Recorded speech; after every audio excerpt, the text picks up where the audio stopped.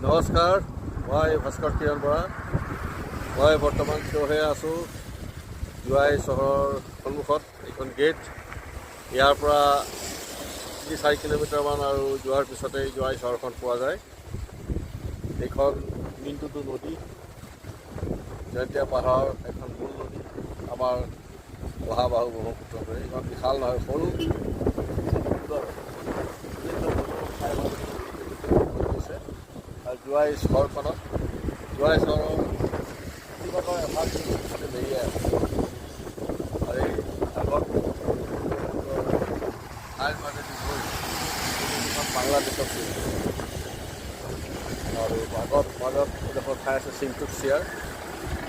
ইয়াৰ এই নদীখনৰ বিভিন্ন ঠাইত বিভিন্ন নাম, সকলোবিলাক নাম নাজানো।